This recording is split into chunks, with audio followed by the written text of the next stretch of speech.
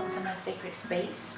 My name is Lauren, and today I want to talk to you about some of the signs that you might be ready to start therapy. 2020 was a catalyst for many of us. Literally being forced to sit down and think your thoughts and feel your feelings made us look at ourselves and our lives a lot more. So in this video, I'm going to break down a few of those realizations that might be a sign that you can benefit from therapy. But before I get into that, I need you to go ahead and subscribe to my channel, like the video, turn on the notification bell. Don't worry, I will wait.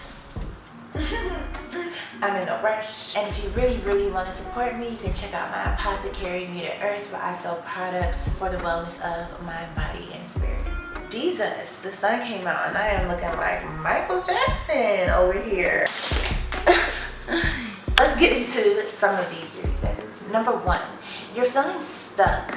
There perhaps are some patterns in life that you keep replaying, or some habits that you want to let go of and you just can't seem to do that. Sometimes we fall into a role in our life as children or young adults, and we just can't seem to take ourselves out of it, right? So you might notice that you always feel like the class clown. You might notice that you're 35 years old, but your friends still think of you as the party girl. You might notice that you have a history of being the mistress in a relationship, and you want to stop that pattern, either for yourself or for the generations after you. That can also look like noticing that you don't have healthy relationships. Perhaps your nuclear family was very distant growing up and you guys didn't talk to each other, and now you're in a relationship with someone who's very communicative and affectionate and you don't know how to tap into that. That can also look like feeling out of control of your feelings and emotions, right?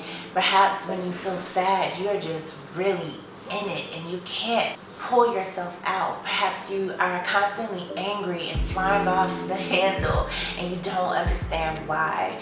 Therapy is a great way to slow down, look at those patterns, and figure out not only how to deal with them, how to manage them, and how to substitute better options for them, but also to even dig deep and figure out where they came from. What were those influences, and are they still serving you? Of course, addictions can also fall into this sign, and it doesn't necessarily always have to be a substance. As humans, we are wired to be addicted to anything. So perhaps you are a workaholic. Perhaps you have a sweet tooth that you actually feel like you cannot control. Perhaps you're addicted to sex or gambling or exercise. Counseling can be a great way. Again, I stress, in addition to some physical health care, to make sure that you're managing that addiction from a holistic mind, body, and spirit basis. Now, the second sign that you might benefit from therapy is not being able to get out of your own head. Racing thoughts all throughout the day. Perhaps you can't sleep because you're constantly thinking about everything that you need to do. Perhaps you have issues being present with someone because your mind and your attention is elsewhere. These symptoms can even be so exaggerated that you have problems with memory and focus, and you can't even sit through a TV show. Constantly living in evaluation of your past or anticipation of the future can be very anxiety inducing. And though it is just in our minds, it's still taking up all of this energy in our body, in our brain. And I can almost guarantee you 9 times out of 10, there's some psychosomatic link, meaning you are fatigued because of how much you are worrying, or you have digestive or gastrointestinal issues because of how much anxiety you're carrying. The mind and body are so strongly linked that people have literal decades of physical issues because they never stop and change the way that they process their emotions or their feelings or their thoughts. Another way that this comes up is through self-sabotage, right? And self-criticism. That's where the term "you are your own worst enemy" comes from. A lot of times we will shut ourselves down and break ourselves apart in ways that we would never do to someone else. You might have a fear that you're a failure, or that you're incompetent at your job, even though your performance reviews are very great. You might speak and feel negatively about your body, even though people tell you that you're beautiful. You might be unable to shake the thought that your partner is cheating on you, despite there constantly being no evidence. These are all signs that there have been seeds planted in your thoughts, probably long ago, about who you are, what you're worth, and how others experience you. Therapy, again, is a great way to identify those thoughts, restructure them, change the way you respond to them, but also dig a bit deeper, right? And figure out, where are these thoughts coming from? You would be surprised at how many people start to realize, oh, the voice in my head that tells me I'm stupid is my dad. The person that's telling me I'm fat and I'm ugly, an abusive ex. In therapy, we can learn to differentiate what is and is not yours. Reason number 3, which will be the last for this video, is that you're just sick of this shit. If you find yourself to just be generally unhappy, no matter what the circumstance, no matter what the day, you just aren't satisfied with your life, then therapy is a great way to say, what can I do about this, right? Not just what can I do to fix the situation, but to really fully understand, what is it that I have, what is it that I'm missing, and now that I know and understand these things, what do I need to do to be happy? Perhaps you hate your job, perhaps parenthood was harder than you imagined, perhaps you just moved to a new city and you're lonely. This stage of life is also often accompanied by intense anxiety or depression.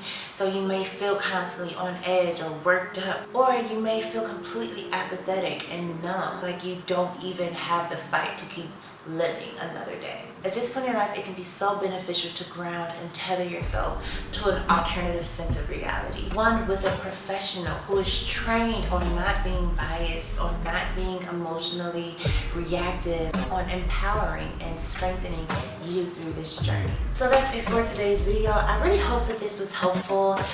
If you are noticing any of these signs are talking to you, let me know in the comments. These conversations are so important as we continue to normalize mental health and wellness, especially in BIPOC communities. So again, my name is Lauren. Please subscribe to the channel, like, share, and all those things. And I will catch you guys in the next video. Bye.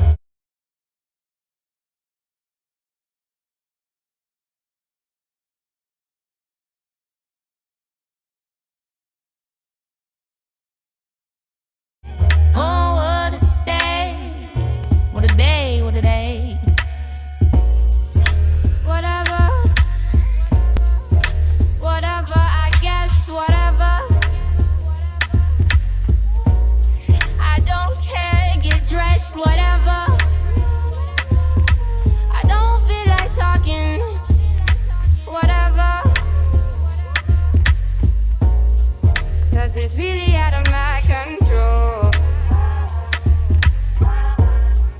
How you feel, it's not my problem. Really don't want you to go, but I do not want to stop you, 'cause you gon' do what you gotta do.